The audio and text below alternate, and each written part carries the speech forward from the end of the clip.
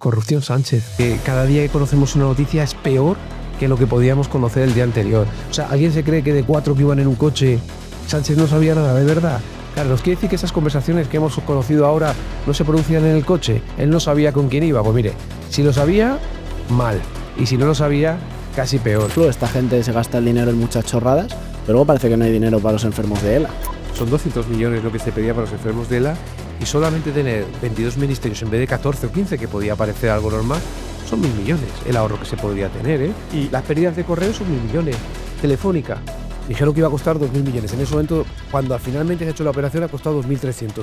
Solo con la mala gestión de la compra de acciones de Telefónica se hubiera pagado los enfermos de ELA. Entonces no comprendo por qué el Partido Socialista, por qué siguen castigando con su modelo económico a la población española. Porque en el famoso muro necesita polarizar, entonces son ricos o pobres. Ellos todo lo arreglan subiendo más impuestos para tener más dinero para gastar. Pero como gastan sin control, ¿cuál es el problema? Que hacen deuda.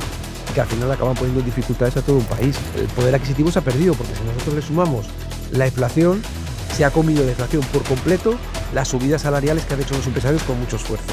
Que eso es condenarlos, y los jóvenes no lo deberían permitir. Deberían decir: yo no quiero un gobierno que me condena a ser pobre, que me condena a un salario mínimo. Yo quiero un gobierno que me ponga la autopista para que yo me coma el mundo. Y creo que en España, sinceramente, tenemos jóvenes muy potentes.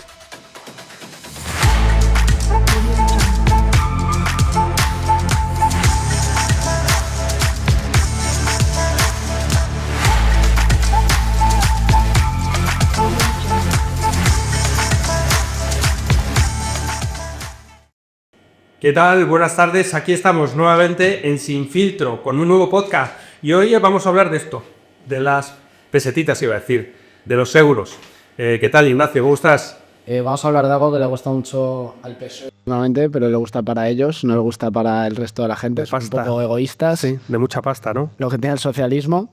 Estamos con la persona que lleva todos los asuntos económicos, es decir, la política económica, no los asuntos económicos del partido. Estamos con Juan Bravo, vicesecretario de Economía. ¿Cómo estás? ¿Qué tal? Muy buenas tardes. Pues encantado de estar aquí con vosotros. Pues nada, encantado de verte venir a Sin Filtro. Tenemos ganas de hablar contigo ya, porque es importante. Nos estamos manejando el futuro de España y el futuro de España pasa ineludiblemente por el Partido Popular. Y tú tienes mucho que decir en materia económica, ¿no?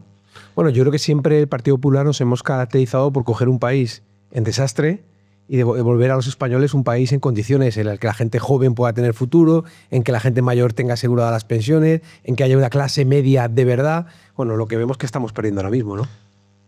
Hay una sensación como de empobrecimiento, ¿no? Paulatino, de pérdida de poder adquisitivo, por mucho que digan, no, la economía crece, la economía va genial y tal. Esos datos están bastante maquillados ya. Si nos pusiésemos técnicos, que se ha ajustado la inflación, que si tal, que si mil cosas. ¿Cómo podemos combatir este discurso, ¿no? Al final falso? Es verdad que para ellos es muy fácil decir, la economía crece un 3%. Y ya para desmontarlo te tienes que poner a hablar de tecnicismos que a lo mejor mucha gente se aburre y desconecta. ¿Cómo podemos combatir esto?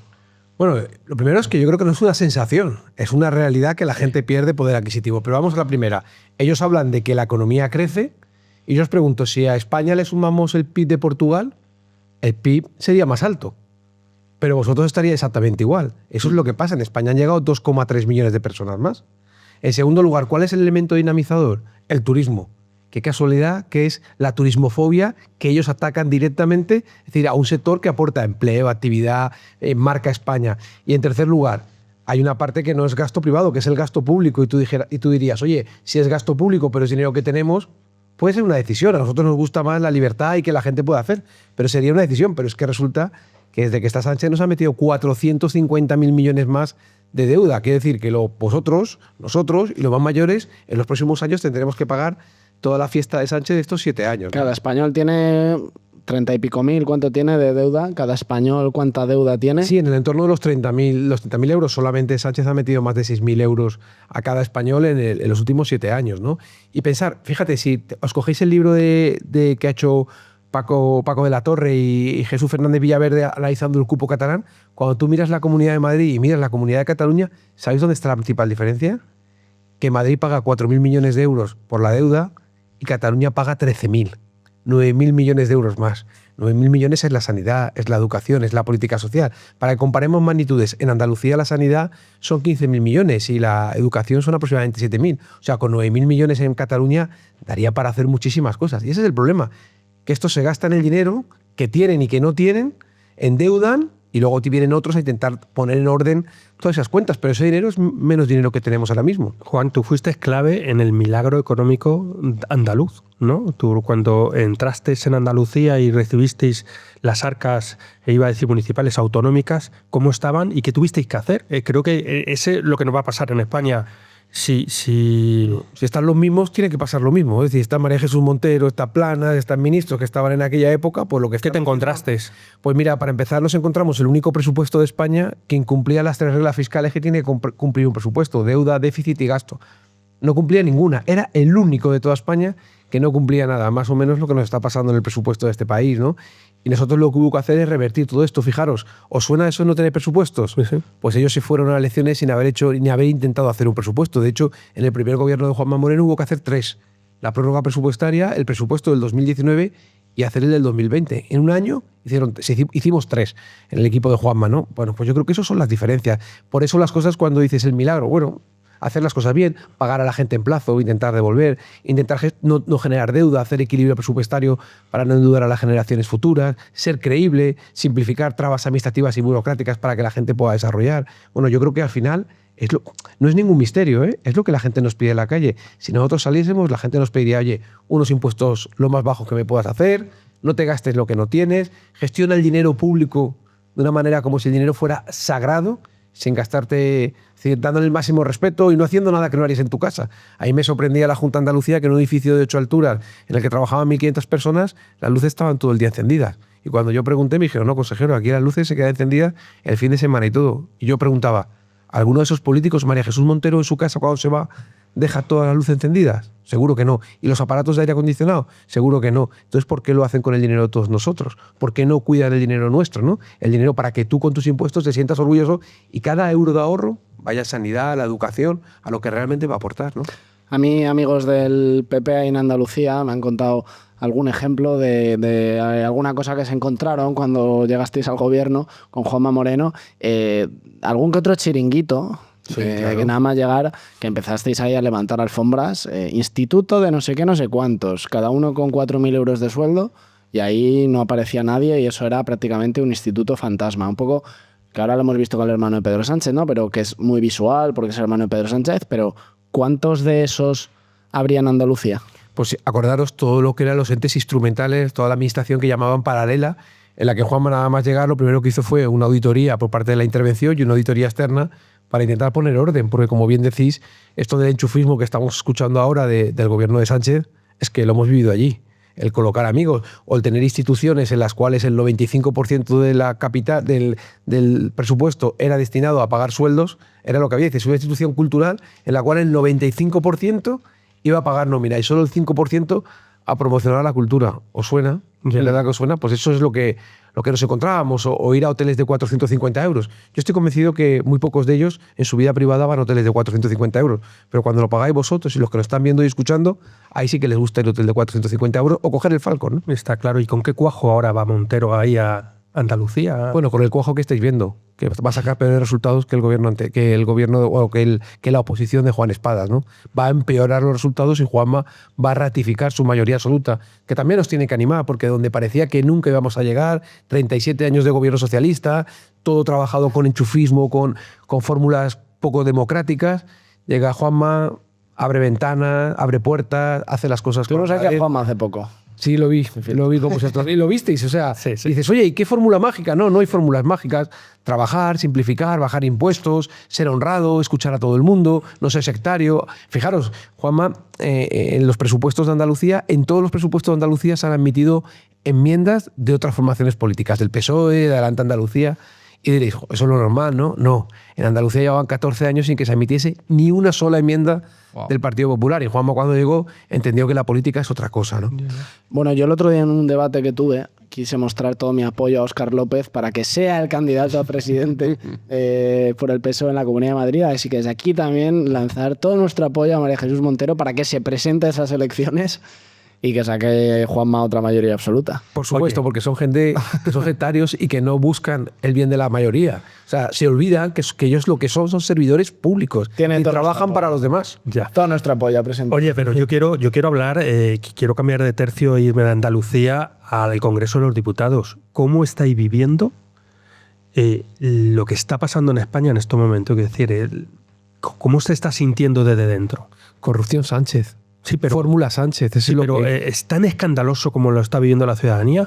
Yo creo que más, ¿no? Porque cada día que conocemos una noticia es peor que lo que podíamos conocer el día anterior. O sea, ¿alguien se cree que de 4 que iban en un coche, Sánchez no sabía nada, de verdad? Que Sánchez lo coordina. Claro, ¿nos quiere decir que esas conversaciones que hemos conocido ahora no se producían en el coche? Él no sabía con quién iba. Pues mire, si lo sabía, mal. Y si no lo sabía, casi peor. Y como me encantó Pablo Motos el otro día cuando dijo, oiga, no se trata de pedir perdón. Convoque elecciones y que los españoles digan si le han perdonado o no. Eso es lo que tendría que hacer. Bueno, si él lo decía él en sus intervenciones cuando Mariano Rajoy, que no servía pedir perdón, que tenía que actuar, esa doble vara de medir.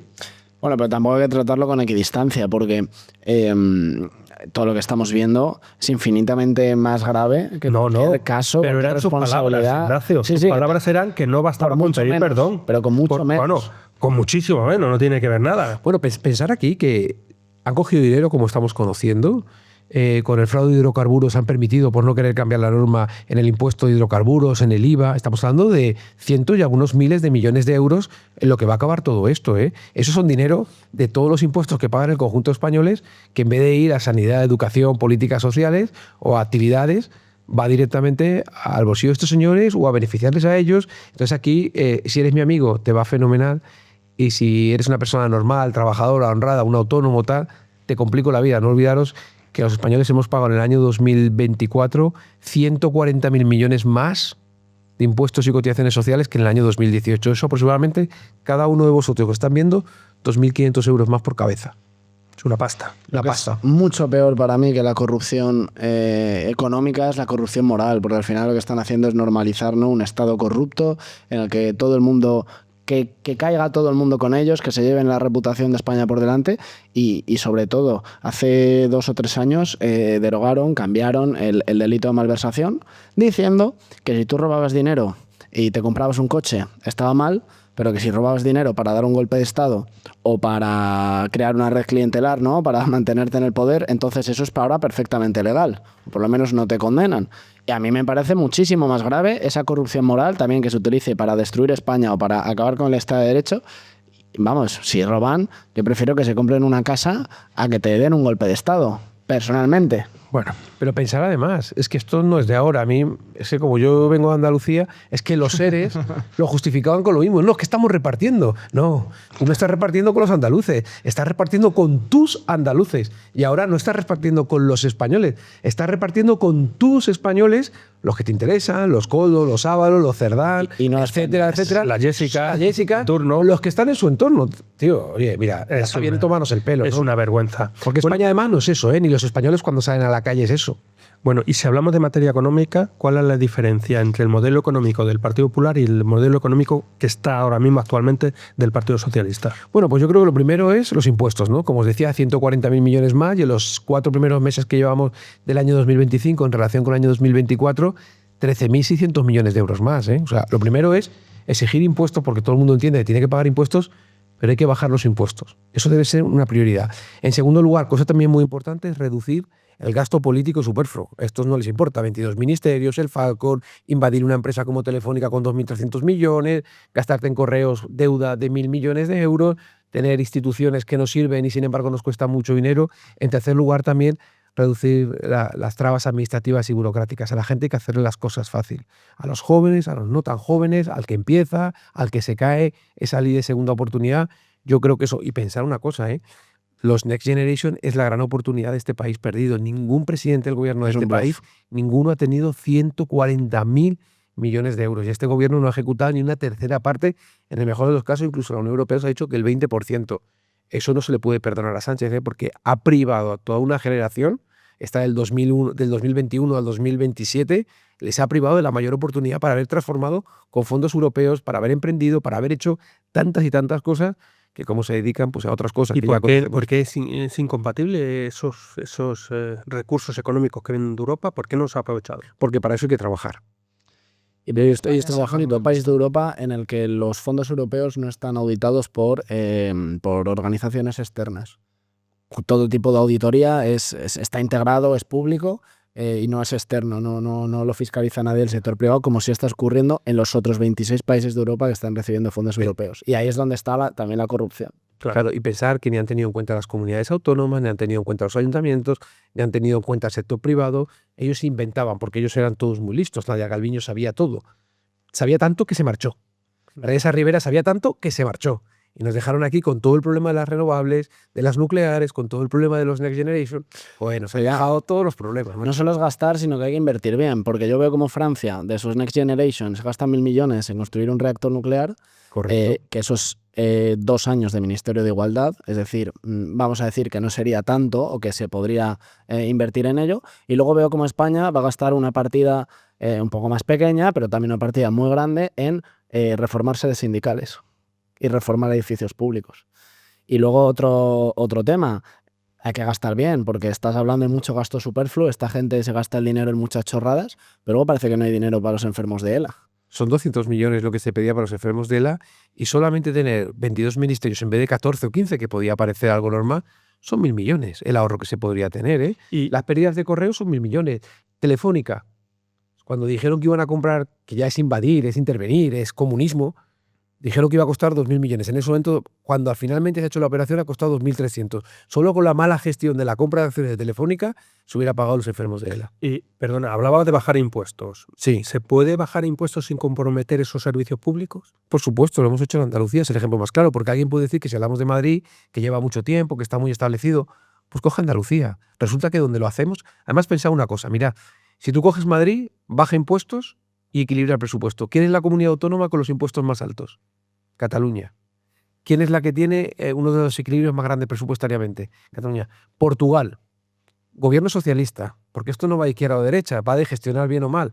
Bajó los impuestos, equilibrio presupuestario, es decir, hizo superávit, ni siquiera equilibrio, hizo superávit. Y en vez de crecer el 2,5 como España, creció el 2,2. Yo prefiero crecer el 2,2, no tener deuda, hacer las cosas bien, bajar los impuestos y que la gente con su dinero libremente pueda decidir en qué quiere invertir. Porque además, si al final estamos 3 para pagar 30, tenemos que poner 10. Pero si sumamos 3 personas más y en vez de 3 somos 6, nos vale con 5. Entonces le podemos bajar los impuestos, podemos recaudar más, podemos tener más actividad, pero claro, ellos es o maquillo, o no trabajo, o solamente me dedico a hacer discursos vacíos, o me dedico a tapar la corrupción que tenemos, pero no se dedican a gestionar el dinero de lo público, ¿no?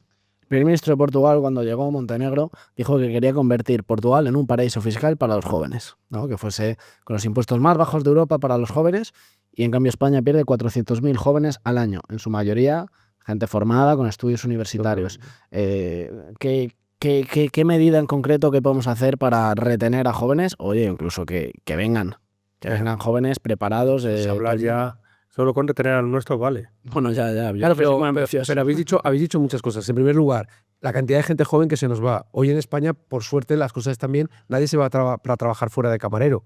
Con lo cual, ¿qué se está yendo? El talento. ¿Sabéis cuánto nos cuesta formar a un joven, una joven que estudie en lo público todo? Entre 120 y 140.000 euros. Ese es el coste. ¿De verdad alguna empresa invertiría tanto en la gente para que se le marchase? No. Vamos a ofrecer a los jóvenes un país, como decís, que sea ilusionante de verdad. Nosotros hicimos una propuesta que nos ha copiado a Portugal y ha ampliado que el primer año que los jóvenes empiecen a trabajar, bonificado el impuesto de la renta, no pagarán nada, el 100% exento. El segundo año el 75%, el tercero el 50% y el cuarto el 25%, para que puedan hacer una capacidad de ahorro, oye, para emprender un negocio, para seguir estudiando, para comprarse una vivienda o para formar una familia, para lo que quieran. Pero como bien decís, es que los jóvenes son la base sobre la que tenemos que construir. Y también te digo, en España no puede ser que el salario medio sean 28.000 euros. O sea, nosotros tenemos que aspirar, y debe ser el gran objetivo, a que la gente gane 50.000 euros. O sea, nosotros en 7 o 8 años la gente debería ganar 50.000 euros, porque eso significaría que una pareja ingresaría 100.000. Eso le permitiría poder comprar un piso, poder decidir si quiere comprar o no un coche, poderse ir de vacaciones, poder formar 2, 3 hijos, lo que quisiese. Y ese debe ser el objetivo de la parte política, hacer un país, y eso se puede hacer porque tenemos gente con mucho talento y somos un país en el que la gente quiere venir. Pero ahora mismo Con este gobierno que todos ponen más impuestos, criticar, tal, o simplemente hacer una sociedad subvencionada, todos sabemos que en una sociedad subvencionada esto no funciona, ¿no? Entre los jóvenes hay ansias para que esto lleve, ¿eh? O sea, yo creo que el mayor impacto que ha habido en esta batalla cultural a favor de el liberalismo económico, que es una cosa muy rara, ¿no? Pero nunca ha habido una ola liberal, incluso a veces muy libertaria en los jóvenes. Yo creo que el mayor impacto de esto fue cuando los youtubers se fueron a Andorra. O sea, tenías a todos los mayores influencers youtubers de España mandándole a millones de jóvenes el mensaje de me voy, porque es que en España se pagan muchos impuestos. Y ahí tenías a millones de jóvenes que no estaban politizados, razonando e investigando por su cuenta sobre los impuestos en España, sobre por qué se iba la gente, por qué se iban sus ídolos. Estuve en el Madrid Economic Forum hace poco y es que eso eran la mayoría chavales. Claro, pero algo estaremos haciendo mal cuando la gente que emprende, que hace cosas diferentes y que tiene ingresos, decide marcharse fuera. Cuando deportistas de este país deciden vivir fuera. Oye, el presidente Aznar, por ejemplo, estableció una ley para captación del talento que buscaba eso, que la gente pudiese venir y tuviese que pagar menos impuestos, ¿no? Es decir, al final el 100% de cero es cero. Eso no le cuesta mucho entenderlo a María Jesús Montero. Pero yo sacarte el 100% de ti, pero si tú te vas y no tienes nada, pues es preferible sacar el 50% de lo que tengas que el 100% de nada. Y eso es lo que se está haciendo desde Yo aquí. comprendo, porque el Partido Socialista, en una cosa tan sencilla y todo está experimentado, todo está inventado, ¿por qué siguen castigando con su modelo económico a la población española? Porque en el famoso muro necesita polarizar, entonces son ricos o pobres. Vosotros fijaros, cuando las hipotecas empezaron a subir, ¿qué se inventaron? Un impuesto para buscar un culpable, la banca. Cuando subía la factura de la luz, hay que buscar un culpable, a ver si me van a echar la culpa a mí, porque ellos le echaban la culpa a Rajoy. Rápidamente, otro impuesto, las energéticas. Oye, la vivienda es un problema. Yo he anunciado 184.000 viviendas, Sánchez. ¿Qué hacemos ahora? Si ya se anuncia 184.000, no tienes ninguna. No te preocupes. Un impuesto a los que tienen segunda vivienda, porque esos son los culpables. ¿Habéis oído alguna vez a Sánchez decir, me he equivocado? Oye, soy el presidente de este país, pero me he equivocado. Tomé una decisión, creía que iba a ser un buen camino. No. Ellos todo arreglan subiendo más impuestos para tener más dinero para gastar. Pero como gastan sin control, ¿cuál es el problema? Que hacen deuda. Y que al final acaban poniendo dificultades a todo un país. Por eso, como decíais, el poder adquisitivo se ha perdido, porque si nosotros le sumamos la inflación, se ha comido la inflación por completo las subidas salariales que han hecho los empresarios con mucho esfuerzo. Si luego además a ti no te deflatan la tarifa, y en la tarifa sabéis que hay 6 escalones, y por el incremento que te hacen, que no es para que tengas más dinero, sino para que cuando vayas al supermercado puedas comprar lo mismo que antes, como te hace saltar al siguiente escalón, pagas más impuestos, con lo cual, si en vez del 24% pagas el 30%, tienes un 6% menos, con lo cual, si tú antes ibas y comprabas con 100 euros carne, pescado, leche, pan y galletas, ahora resulta que cuando vas no tienes 140, que es lo que ha subido la cesta de la compra, tienes menos, con lo cual la gente dice, oiga, es que yo tengo menos poder adquisitivo. Eso lo dicen los jóvenes, lo dicen los mayores, sí, me ha subido la pensión, pero cuando yo voy al supermercado compro mucho menos que antes. Por eso una de las primeras preocupaciones en el CIS de Tezanos, ese de Sánchez, es la situación económica. Por eso tenemos los mayores ratios de pobreza por encima de Rumanía. Y por eso la gente dice, oiga, mira, estos contarán lo que quieran y están hablando de los datos macro. Pero a mí me importa mi problema, de mi hijo, de mi nieto y del día a día. Y eso, en esa situación, la gente lo tiene complicado. Y si sabemos cómo es la política económica del Partido Socialista, un desastre y quiebra total del sistema. Sienta el Partido Popular, entra Feijóo, entráis en el gobierno. Primeras medidas que se toman en materia económica. Pues mira, nosotros tenemos 6 puntos principalmente. El primero es la rebaja de impuestos. Como ha dicho el presidente, revisar todas las subidas para intentar devolverla a la situación lo más cercana posible a lo que había, incluso bajar con orientación, es decir, a los jóvenes. Necesitamos un país en el que haya más I más D más I, que haya innovación. Tenemos un problema de natalidad muy, muy importante. Necesitamos potenciar la familia y la natalidad. En segundo lugar, la eliminación radical de todo gasto político superfluo, pero radical. O sea, no hay lugar a dudas. Ahí hay mucho dinero que se gasta por duplicidades, por triplicidades, que no aportan nada, que no mejora tu vida en nada. Fuera. La simplificación a ti te genera muchos problemas y la reforma de la administración. Tenemos que reponer la situación de la administración, que los que somos funcionarios somos servidores públicos, para que, o sea, no puede volver a pasar que un ciudadano vaya a una oficina de la Seguridad Social y no le dejen entrar en su casa, que la pagan ellos. ¿Cómo que no le dejas entrar? En cuarto lugar, los fondos europeos. Luego tenemos que trabajar la productividad, la competitividad, las infraestructuras, para que la gente pueda ganar 50.000 euros. Y como resumen de todo eso, necesitamos que la gente trabaje. Pensad una cosa. Tenemos 3,3 millones de personas desempleadas con los fijos discontinuos y 1 millón de puestos de trabajo que no se cubren. O sea, tengo 3,3 millones de personas empleadas y 1 millón de puestos de trabajo, muchos tecnológicos y otras materias, que no se cubren, ganando 25, 30, 40 y 50.000 euros. ¿Qué estamos haciendo mal en la formación, en la educación, en la formación profesional, en la universidad? Oye, tenemos un asentismo que duplica, casi triplica en algunos casos, el que teníamos anteriormente. Eso vale 29.000 millones de euros en el mejor escenario. Oye, os voy a dar un dato positivo. El 70% de los trabajadores, más de 15 millones, en el año 2024, no faltaron a trabajar ni un solo día. Tenemos una sociedad brutal. 70%, 15 millones no faltaron ni un día. No les dolió la cabeza ningún día como para dejar de ir a trabajar. Hay un colectivo que tiene enfermedades que evidentemente cáncer, o accidentes, trabajo, tal, pero hay algunos que están abusando del sistema. No podemos permitir que haya nadie que abuse, porque abusa del 70% de los que realmente están enfermos y resulta que vemos que las mayores datos de asentismo son los viernes y los lunes. Oye, yo creo que merece una revisión, ¿no? Yo veo una sensación entre los jóvenes, ¿no?, de que toda esta pérdida de poder adquisitivo, hay una desesperanza muy generalizada porque en este momento no hay ninguna expectativa de que nada de esto vaya a mejorar. Estábamos hablando antes de, por ejemplo, el ejemplo de Irlanda, ¿no? En el año 2008, España e Irlanda tenían la misma renta per cápita, ¿no? La gente era igual de rica o de pobre. Y 20 años después, ellos son el doble de ricos que nosotros. Es decir, la juventud ya tiene asumido que 1.000 euristas o van a ganar 1.500 euros toda la vida, no se les van a poder comprar una casa, no tal. ¿Qué medidas podemos hacer para multiplicar la renta per cápita por 2, no sé, en 20 años, por ejemplo? ¿Qué industria traer? En menos tenemos que hacerlo. Tenemos que tener una situación aspiracional, porque en España ya ha pasado. Mira, tienes este móvil. Innovación. Vosotros que sois más jóvenes, pero nosotros llevábamos una BlackBerry que aproximadamente costaba unos 200 euros. Y vino un tipo y dijo que esa BlackBerry, pues que no era, que he oído que era esto, que podías ver la tele, hacer un montón de cosas, que había innovación y que valía 1.000.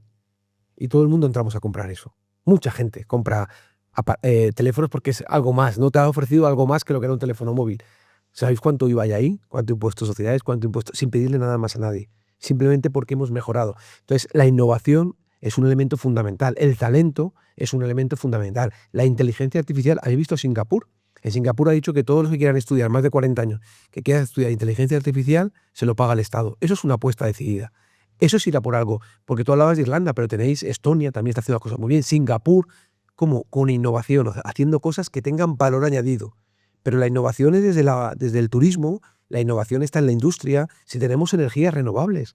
Pero sin entrar en la demagogia de fuera las nucleares, no. En ese mix energético nos puede permitir que la industria, en la cual el sueldo medio está casi por encima de los 40.000 euros, que podamos tener más industria, pero si no hay infraestructura, si el gobierno pone pegas, si no se tramitan las licencias, si tardas años en conseguirlas, esa simplificación no llega, tenemos un problema. No puede ser que Draghi y Letta hace un año ya nos hayan dicho, oye, hay que espabilar, pensando en vosotros, en los jóvenes sobre todo, que son los que venís empujando.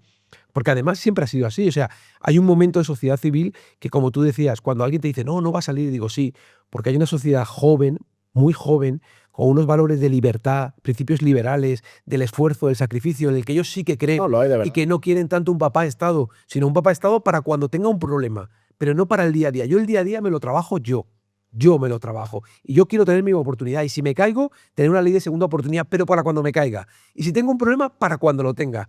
Pero no que me dé 400 euros para ir a conciertos, eso no lo quiero. Quiero ganármelo yo para no depender de 400 euros del Estado. Quiero tener yo la capacidad. Yo creo que eso es lo que las jóvenes están pidiendo. Sí. Y esa sociedad civil es importante que la activemos, que les digamos, oye, esto va a ser lo que vosotros queráis que sea. Y esto ha pasado con la transición. Los españoles, los más jóvenes, decidieron que querían una España diferente a lo que habían vivido y que querían una España próspera, abierta al mundo, y se hizo. Y España tiene que recuperar esa posición porque o sea, pensar que en el año 2035 habrá 1.000 millones de nómadas digitales. El 8,1% les gustaría vivir en España. Quiere decir que le gustaría venir a vivir a España 80.000 millones de personas.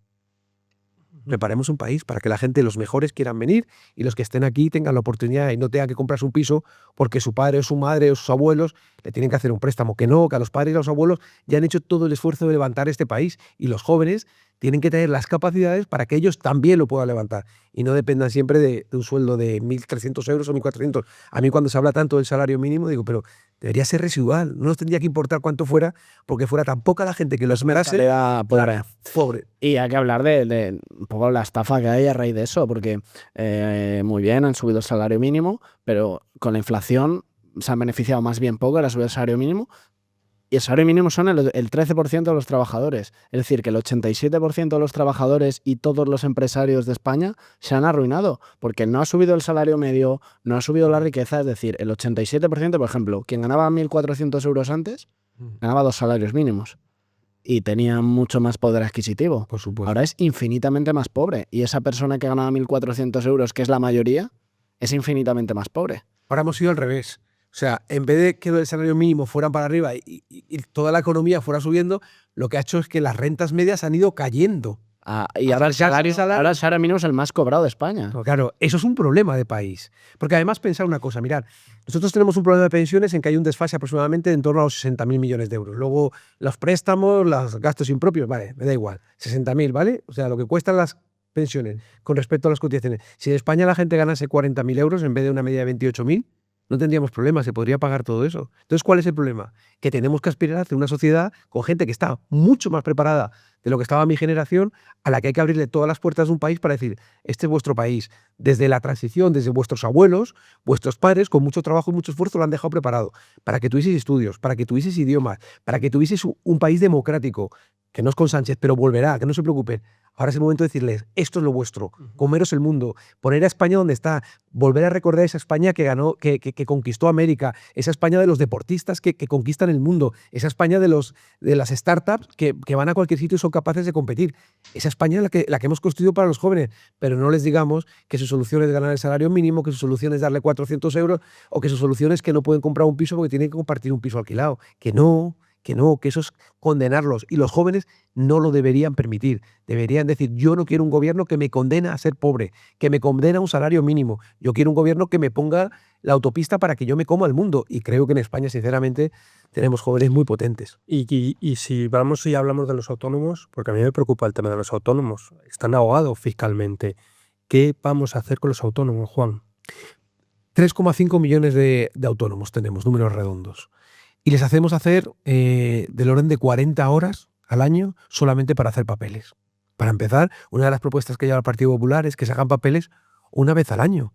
Una vez al año presentas todos tus papeles, haces tus liquidaciones y se te regulariza y lo que tengas que pagar lo pagas en 12 meses siguientes. Se te domicilia para hacerle la vida fácil, porque un autónomo no tiene que estar pendiente de hacer papeles, no tiene que estar preocupado por los impuestos, tiene que estar todo el día pensando dónde puedo vender más, cómo puedo ser más accesible, cómo puedo dar mejor servicio. Esos son los autónomos que nos interesan, los que crean empleo, los que, oye, finalizan su actividad y no tienen sucesión y no somos capaces como país de buscar gente que le ayude a continuar esa actividad de fontanería, de papelería. Eso está pasando. No. Demos todo el valor a un empresario y dejemos de insultar al empresario. Al empresario cada día, cada mañana, hay que darle las gracias. Yo siempre digo, cuando voy a la universidad, que cada uno que está en la universidad tiene que pensar que si paga una pequeña parte del coste de la universidad. ¿Y quién se lo paga? Pues ese panadero al que le compras el pan por la mañana, que a lo mejor no ha tenido oportunidad de estudiar, con sus impuestos, paga la universidad. Gracias, panadero.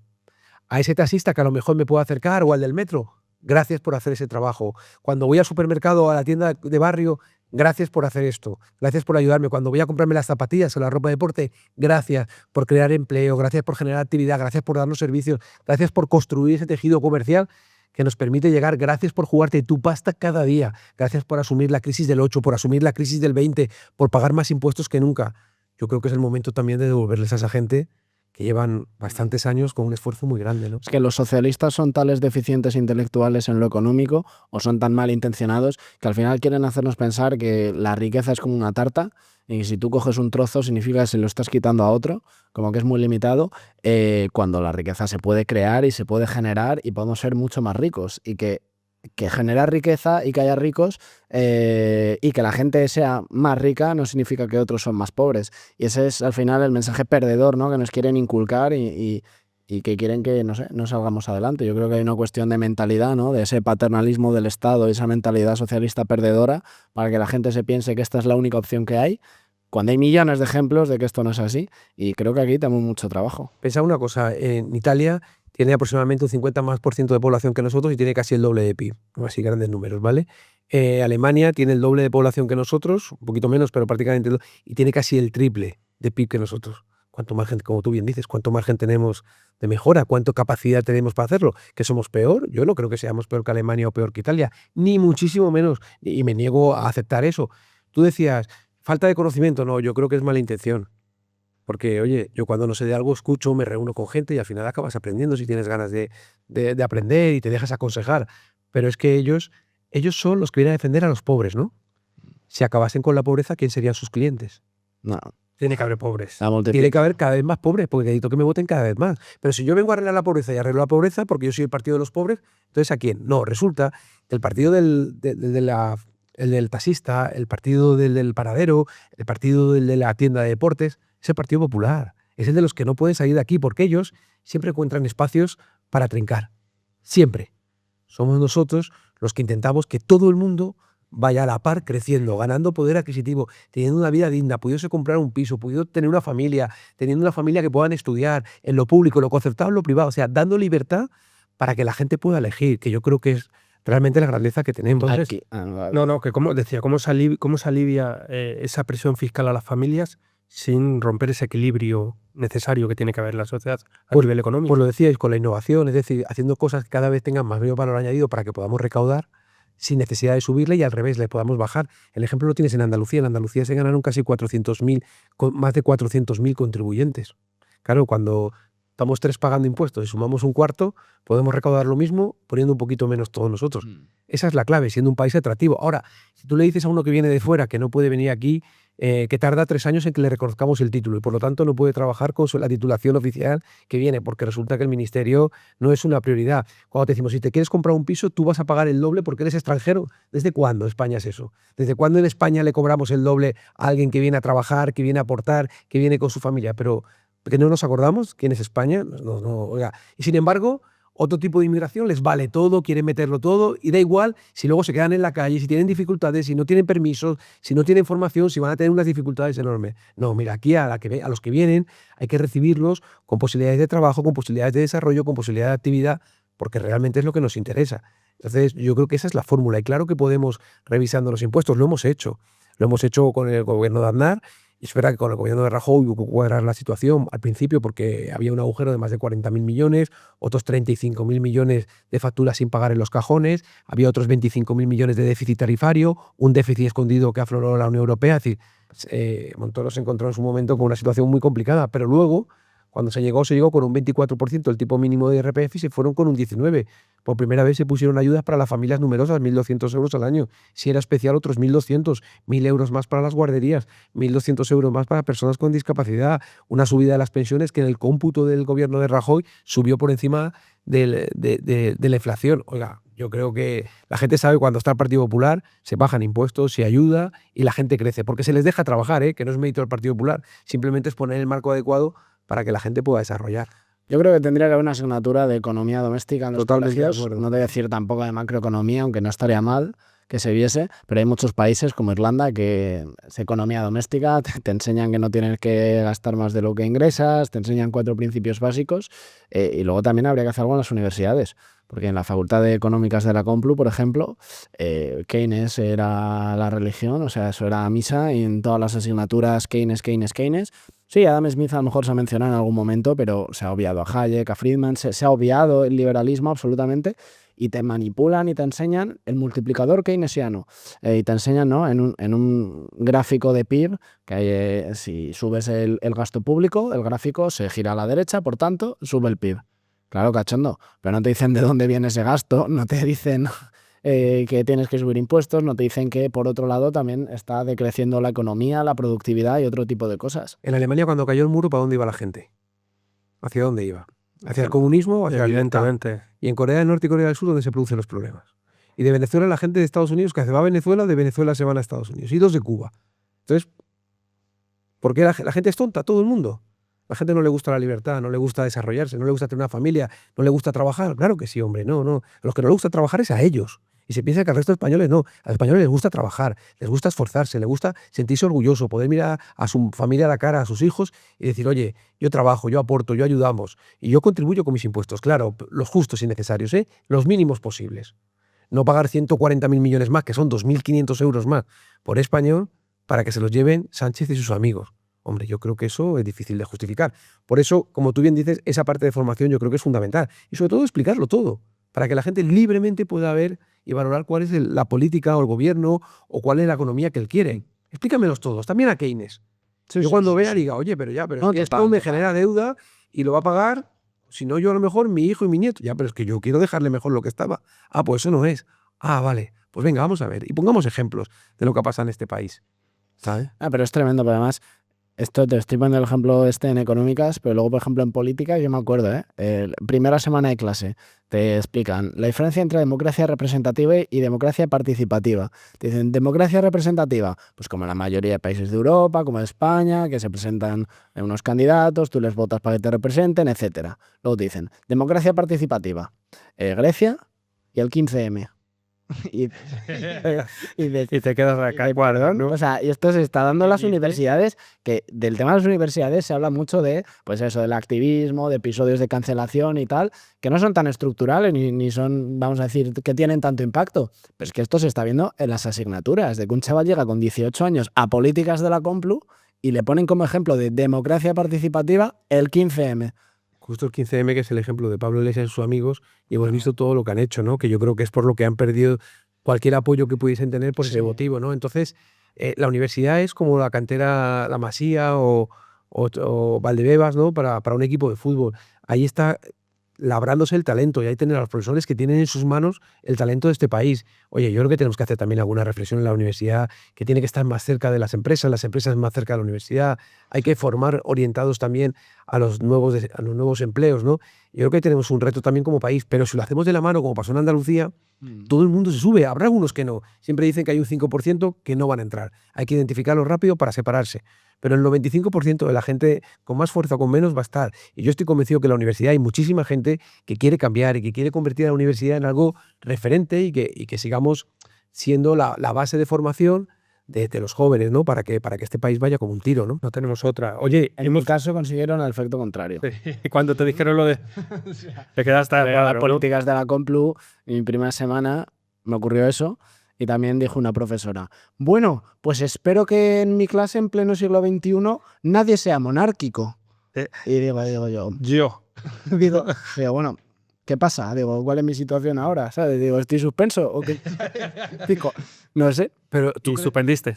No, claro. Ah, bueno. También siempre ha habido entrenadores que les gustaban los que eran muy altos y daba igual si la tocaban con la derecha y con la izquierda. Sí. Con esos entrenadores nunca hubiera jugado Messi en primera división, pero gracias a Dios son los de menos. Y también te sirve para una cosa muy importante, Nacho. Te sirve para tener claro lo que tú jamás tienes que hacer. O sea, de cualquier experiencia negativa siempre aprendemos algo. Sí. Y en esta vida hay que escuchar, hay que ser tolerante, hay que intentar defender tus valores y tus principios, pero escuchando a los demás y dándote todo el abanico para que tú puedas elegir. Y esa gente acaba quedándose Pues fuera. Juan, hablas de escuchar. Nosotros hemos escuchado, hemos salido a la calle con nuestro micro y hemos preguntado sobre economía. Así que si te parece, vamos a ver qué nos han dicho. Vamos. Compañeros, ¿nos ponéis algo? Sí, económicamente, Pepe, quisiera cuando gobierne. Bueno, sí gobierna, para empezar, pero si lo consigue, pues yo lo que diría era que bajara muchísimo los impuestos, que quitara estos superfluos, que redujera muchísimo la administración del Estado y nada, y que después que también, si es posible, pues hacer que las personas jóvenes pues puedan acceder más a una vivienda de una forma más, no tan populista como se hace ahora, sino que algo que funcione de verdad. Pues yo como estudiante le pediría que bajase los impuestos para ayudar a las personas jóvenes, que me parece útil. Pues preferiría que centralizase la administración pública, que fomentase el emprendimiento bajando pues incentivos fiscales de alguna manera y que le cortase el gasto público en tonterías y que las hay. Yo baso los impuestos y facilito la vida de los jóvenes. Al final hablamos de lo mismo, siempre. Solamente hay una cosa. Ha dicho, sí llegan. No. Eso no se negocia. Vamos a llegar. O sea, Feijóo va a ser presidente de este país. No sabemos si en 2 meses o en los 2 años que queda de legislatura porque ya empezamos el descuento. O en 10 horas, ¿eh? O en 10 horas. O cuando se publique este podcast, Sí. posiblemente A lo mejor ha cambiado ya, ¿no? España haya cambiado y tengamos un presidente Fíjate que- digno. Yo no había escuchado las respuestas, pero ya lo has dicho prácticamente todo lo que Sí. te están pidiendo. Ya no lo habías dicho. Sí, Bajar impuestos para que la gente pueda decidir. Una vivienda sin demagogia. Oye, si el Banco de España nos dice que hace falta 500, 600.000 viviendas y cada año harían falta unas 200.000 y se construyen no más de 100.000, pues es una oportunidad como país, es un montón de empleo, un montón de recaudación sin pedirle nada más a nadie, pero tenemos los próximos 10, 12, 15 años capacidad para construir vivienda para que la gente pueda acceder. Una vivienda con protección, otra vivienda sin protección, o sea, cada uno en el escenario en el que necesite moverse para que los jóvenes tengan ese paso, porque una vivienda al final es una propiedad, te permite sentirte parte de la sociedad, ¿no? Y al final es lo que nos están pidiendo. Y luego es verdad lo del emprendimiento, ¿eh? Por eso os he dicho también alguna vez antes lo de la segunda oportunidad. Tenemos que construir un país, como pasa en Estados Unidos, en el que caerse no sea un problema. Tú te puedes caer, pero escúchame, tú lo has intentado, tú has generado actividad, tú has generado empleo. Y si te va mal, aquí está tu país para ayudarte y vuelve a empezar, y vuelve a empezar, y vuelve a empezar. Porque si solamente fuera la primera o la segunda, los Elon Musk no hubieran llegado. No hubieran llegado porque perdieron. Y luego fijaros lo que han sido capaces de crear e imaginar. Es decir, tenemos que decirle a la gente joven, a la gente mediana y a la gente mayor también, que tenemos mucha gente mayor de 50 años que está en situación de desempleo, decirles, oye, aquí estamos para ayudarte. En lugar de buscar una ayuda para que tengas que darle las gracias al gobierno, tú no tienes que dar las gracias a nadie, porque te lo has ganado. Lo que sí que vamos a hacer entre todos los españoles es darte la caña de pescar para que tú puedas pescar. Se acabó de darte el pescado que tú tengas que estar dando las gracias. A mí es que eso me parece humillante para la gente. No, a la gente hay que darle la caña de pescar para que tenga la oportunidad. No intentar hacer subsidiados para que entonces todo el mundo dependa de mí, tenga miedo de... No hay que tener miedo de nadie. Los políticos estaremos y nos iremos, pero la sociedad seguirá ahí y tenemos que hacer eso. Y los jóvenes sobre todo, yo creo que emprender es...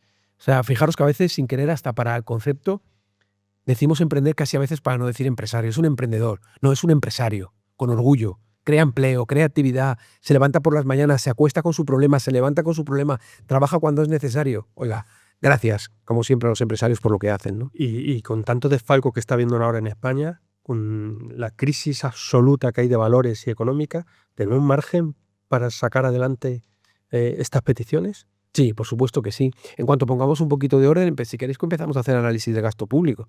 O sea, ¿tiene sentido que el Estado tenga, no sé, el hipódromo de la Zarzuela? ¿De verdad? ¿Eso tiene que ser llevado por funcionarios? ¿Tiene sentido que Correos, que era una empresa que funcionaba en el momento en el que más paquetes se reparten de la historia, Eso iba a decir. Correos pierda 1.000 millones de euros? En la era de la paquetería. Ahora, claro, si ponemos a frente de Correos a alguien A los fontaneros. cuya principal mérito es ser amigo de, tenemos un problema. ¿Vamos a invadir empresas o vamos a dejar a las empresas trabajar?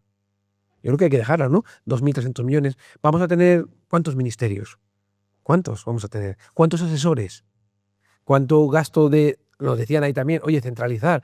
Lo que se refiere cuando dice centralizar es no dupliquéis, no tengáis la misma estructura en el Estado, en la comunidad autónoma, en la Diputación de Talento. Eso es el sistema de financiación autonómica y local. Cuando nosotros, Feijóo dice que lo va a arreglar y que va a poner encima de la mesa, es quitar todas esas duplicidades, que vale mucho dinero, que es mucho personal. Y alguien te puede decir, ya, pero entonces, si vas a ordenar eso, te va a sobrar personal. Si se van a jubilar, cada año se jubila aproximadamente un 8% del personal, porque tenemos una población funcionarial mayor. Lo que tenemos que hacer es decir, oye, pues a lo mejor aquí ya no me hace falta porque la inteligencia artificial o la simplificación, y sí que me va a hacer falta un hospital o una residencia de mayores. Ahí seguro que no va a hacer falta gente. Pues dejaremos de contratar en el ámbito de la administración para contratar en el ámbito de administración sanitaria, en el ámbito de administración de la dependencia, en el ámbito de la administración para ayudar a las personas con ELA. Eso es poner orden, eso es poner a la gente en su sitio, ¿no? Y todo lo que está pasando, esta corrupción, esta convulsión, ¿cómo crees que afecta a nivel inversión, a nivel económico, no? Vosotros poneros que estuvieseis de fuera, porque aquí estamos y parece casi que ya lo aceptamos. Si vosotros veis un presidente que todo su entorno está manchado de corrupción, que eso nos parecía cuando era Latinoamérica y veíamos, ¡guau, qué barbaridad!, ¿no? Lo que han hecho. ¿Tú irías a ese país? A un país en el que te cambian las reglas, te suben los impuestos de repente. Cada vez que hay algo, solamente en Navidad subieron en más de 9.000 millones de euros los impuestos. En el que va a hablar con el presidente de CEPSA mundial, le dice que no le va a poner un impuesto a las energéticas, intentó ponérselo, poniendo en riesgo casi 15.000 millones de inversión en energía, que es un vector fundamental. Es decir, nosotros al final tenemos que ser previsibles, no querer llevar ningún protagonismo. Esto sería como el árbitro. El buen árbitro, nadie nos damos cuenta de que ha estado en un partido. Decimos, ese ha sido bueno, porque me he dedicado a ver las jugadas, a ver los choques, a ver los goles. Nosotros tenemos que tener un gobierno en el que no haya protagonismo del gobierno, que nos preocupe el empresario, el joven que ha montado una empresa, el que está saliendo y está yendo a Estados Unidos a vender, el que en la universidad ha conseguido el mejor expediente y está siendo un referente, en el que el Centro de Supercomputación de Barcelona está haciendo cosas brutales en inteligencia artificial, en que la empresa que tenemos en Alicante, que manda los satélites, esté siendo líder como ahora mismo es a nivel mundial y que sienta además el apoyo de todo su país y que tengamos un Cosentino que vende en todo el mundo haciendo marca de referencia. Es decir, si es que en España tenemos gente fantástica, el que no ataquemos la cultura, no ataquemos la cultura del teatro, ni la cultura de los toros, ni la cultura del cine, defendamos lo nuestro, joder, porque somos eso. Somos eso, el que no nos dediquemos a criticar. Yo veo ahora comparaciones intentando criticar que si Nadal con Alcaraz, no sé qué, que si uno era una manera. No, son dos enormes tipos a los que les tenemos que dar las gracias todos los días, porque no hay una marca como los Gasol y demás, no hay algo mejor para decirle a los jóvenes, eso es lo que debes aspirar, eso es lo que puedes conseguir, porque lo han hecho. Yo acabo de llegar de Estados Unidos. Sí, de Estados Unidos. Que siempre saca con Estados Unidos. Va a venir de Miami y me ha sorprendido la cantidad de Ubers, 3 en concreto, conductores de Uber, que cubanos, venezolanos, que hay muchos exiliados por el socialismo, que me han dicho, joder, vienes de España, un país maravilloso, pero ahora está un poco mal, ¿no? ¿Ah, sí? Dicen, ahora está un poco mal, ahora está con la corrupción y tal. Y dices, joder, pues tampoco te esperas, ¿no? Que en un Uber te hablen de política internacional, ¿no? No es la Pero conversación todavía más ya. habitual en un Uber, pero digo, joder, está llegando a, Pero es que esa es la a imagen todo el que mundo, dábamos. a todo el mundo. Esa prensa internacional está sacando ya en primeras portadas la corrupción en España. Claro, pero es que es muy grave lo que está pasando. Es que son repartos, además, es un trato vejatorio hacia las mujeres, o sea, es todo lo contrario de lo que cualquier ciudadano, de Sí. cualquier ideología política, si tú le preguntases en la calle, querría. Yo no creo que haya un ciudadano en la calle que te diga, yo quiero corrupción, yo quiero que denigren a las mujeres, yo quiero que se insulte a un empresario, yo quiero que a las grandes empresas también los insultemos. Bueno, lo Entonces, decía AMLO. AMLO sí que decía que cierta corrupción, una mínima corrupción controlada y moderada era bueno, decía. Bueno, pero el ciudadano en la calle, Difiero. esos que hemos estado escuchando, esos jóvenes que hemos estado escuchando, ninguno nos pedía nada de eso, al revés. Ya. Nos pedían libertad. Es que yo creo que la libertad es un valor fundamental que este gobierno está intentando dilapidar para tener dependientes, ¿no? La libertad avanza. Bueno, Juan, oye, pues es un gusto escucharte. Muchas Y gracias. sobre todo, Igualmente. lo que te deseamos es muchos éxitos, porque tus éxitos serán los éxitos de todos los españoles. Necesitamos, como sea, que entréis de nuevo ahí al Congreso de los Diputados, que entréis en Moncloa y convocáis un poquito de orden a todo ese desajuste y esta locura que está viendo España. Esta corrupción, este crimen organizado. Total. Pero que eso lo hacemos entre todos. Eso es lo que la gente, la sociedad tiene que saber. Esto no va a venir de Feijóo y su equipo. Este país lo tenemos que reconstruir entre todos. Nos tenemos que volver a dar la mano y cuando ellos hacen muros, nosotros hacer puentes. Porque de verdad que hay gente fantástica en todos los sitios, pero tenemos que ponernos y decir, oye, valores, principios, esfuerzo, trabajo, compromiso, ayudar al que lo está pasando peor, porque eso es España, no es otra cosa. Pues gracias por haber estado en Sin Filtro, Juan. Muchísimas gracias por haberme invitado. esperamos Ya ya a esta disposición. Te esperamos ya cuando estéis en Moncloa y estéis organizando este desastre. Ojalá sea muy pronto, de verdad. Por nosotros, no. Por Por los españoles. Venga, pues gracias, ¿eh? Muchas gracias. Venga, Hasta luego. Muchas gracias. nos vemos pronto. Ahorro, capitalismo y trabajo duro, que dice Bastos.